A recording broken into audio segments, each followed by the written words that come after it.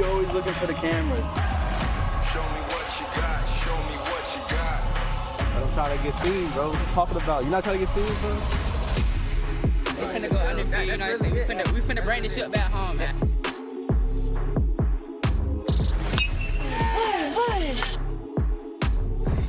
Show me what you got. Show me what you got. Show me what you got. Show me what you got. Show me what you got. Show me what you got. Hey. Oh yeah! I've been a man. I got the world in the palm of my hand. I've been a story. I cannot be sorry. I gave them the glory. It's all in the plans. Feel like I'm Maury, the crowd in the stands. Clapping their hands, waving their hands, legs in a flurry. That's why they know I'm just not in a hurry. Cause I've been a man. Give me the glory. Give me the glory. Give me the glory. 1, 2, 3, family! Oh, that's great stuff. The future looks bright. Let's take a look at some of the results from yesterday. Pirates, Nike RBI, they beat Curacao 5-3. The Braves team, Braves Nike RBI, they beat the Diamondbacks squad 12-3. And the Astros, Reds, Nike RBI teams, they got postponed, as well as Newark and Chicago, the White Sox Nike RBI squads, they got postponed. The Senior Boys Championship game is coming your way this Friday, 6:30 Eastern on MLB.com and the MLB app. Good luck to all those young men. Who would I ride with for 6 months? I think I would ride with Justin Verlander. Good slider by Verlander to get him. I love his breaking ball. That was money. That was right there on the black. He does have it in his back pocket when he needs it. That was a great location. Struck him out. Wicked. Verlander wins that battle with high heat. That's where you go get him. This is a clinic. Struck him out. Justin Verlander digging deep, finishes with a flourish. Today is the day, John Heyman and Mark Feinstein. You got information, and I need it. Good morning. Phones in hand if you need to use them. Don't let me get in the way. We're waiting patiently on that guy you just saw on your TV screen. That would be Justin Verlander, and I just read your tweet about the mystery teams, and I love clarification. Does that mean not the Dodgers, not the Astros, not Baltimore, those three teams we've kind of heard in connection? Is it outside of those three? Good morning. It is. Okay. Good morning. Good morning. It is outside of those three teams. There is more interest. No surprise. He's a 1.4 ERA over his last 7 starts. He's pitched extremely well. The Dodgers and Astros are the teams we hear most often. They clearly are interested, and we do think those are probably the preferred teams for Justin Verlander, who has a full no trade. But keep in mind that last time he was out on the market, his preferred teams were the Dodgers and the Cubs. He ended up getting traded to the Astros. He accepted at the last minute. Obviously, it worked out very well for him in Houston. He does want to go to a winner. He does like New York, too. So I'm not ruling out him staying in New York. But, you know, right now, the Dodgers, Astros, and Orioles are the teams that we know. I kind of think the Orioles are probably a long shot. But okay. They're in the mix. They're trying. I've always wondered, do the Mets know the teams? And maybe this is a dumb question, but I've always wondered this. Do the Mets know the teams that he wouldn't waive the no trade for? In other words, not waste time talking to a team that he wouldn't go to. And do they already know that, or is that happening at the end? I think that happens more towards the end. I mean, there may be some brief conversations between the front office and Verlander to say, look, if we do this, which teams might you be amenable to? But at the end of the day, the team's going to try to make the best deal it can and then probably take it to him.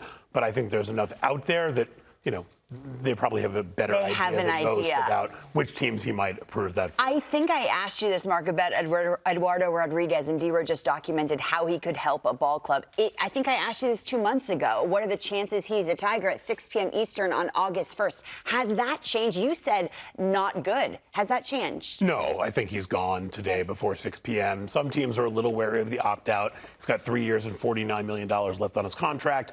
There's a little bit of an injury history, so there's a little bit of risk involved in trading for Eduardo Rodriguez, because if he does get hurt this year, maybe he doesn't opt out, and you've got 3 more years of him. But I think he will be traded. Michael Lorenzen, who was an all-star this year, also likely to be traded. He is a free agent at the end of the year. From what I'm told, the asking prices right now are pretty high, as it is for most starting pitchers in the market. Detroit's really holding out, trying to get the best return for these guys. It's interesting to see if Verlander gets traded, the teams that don't get him, do they pivot to Detroit and meet the asking price. Pretty high for Eduardo Rodriguez. What does that mean? Well, it should be high. I mean, big-time prospects. He's one of the better pitchers in baseball this year. Probably should have been the All-Star. He had just coming off an injury. But, I mean, look, if you're in the ERA under 3 this year, you're pitching great. One thing to keep in mind with him, too, he has a limited no trade to 18. So that could come into play for him as well. So we shall see what happens with that. But I do think, you know, it's one or the other, the top guy on the market. Obviously, Verlander's the biggest name. He's the guy going to Cooperstown. I get it. But Eduardo Rodriguez right now is pitching pretty well. So I think a lot of teams may actually even prefer him. You said something that was super interesting. If they don't get Verlander, do they pivot? Could the Dodgers be that team? A bunch of young guys in that rotation. They're worried about innings. A lefty to go along with Kershaw. Does that make sense? Absolutely. I think any team that's looking for starting pitching is going to be looking at Eduardo Rodriguez as one of their primary options if they have the prospect capital to get it done.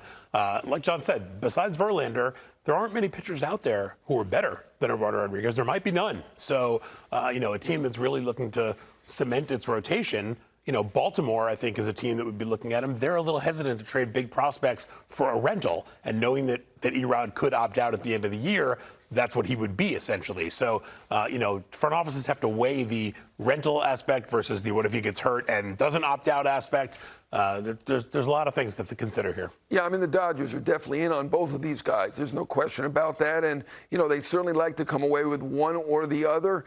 These are the top 2 guys on the market. Certainly could affect the pennant race. They're clearly the guys. I mean, right now you've got other guys, Lorenzen, as Mark mentioned. You've got Flaherty. You know, we haven't heard for sure on Stroman. We don't think so. But there are a few other starters out there. But these are the 2 top of the rotation guys who likely will be dealt. Not definitely, likely. They both have no trades, although Verlander is a full no trade. Dylan Cease is out there, and he ain't a rental. I mean, we're talking bold control, 2 years beyond this year, so 2.5 for him. What's the word? The word is that it's going to cost a lot to even get the White Sox to consider trading Dylan Cease. You know, Chicago's in an enviable position on this one in the fact that they don't have to trade him. They can hold on to him, look to build around him going into next year. If you're in the middle of a bad season again next year, you can trade him with 1.5 years of control. They've got a lot of options here. The word is that they're not looking to trade him, but if a team comes to them with a Godfather offer and says, here's 2 or 3 top 100 prospects, you know, maybe they do something. Again, Baltimore has like 8 or 9 guys in the top 100. Maybe they say, you know what, this is our guy. He's going to be our ace for the next 3 years. Not looking, but listening, if I had a quarter. Mark Feinsand, John Heyman, thanks so much. Robert, what are you guys talking about? You talking amongst yourself? Yeah, sorry. Okay, it's okay. You're on the air, but it's okay. I know. Okay, Sorry about that. It's okay. We're going to be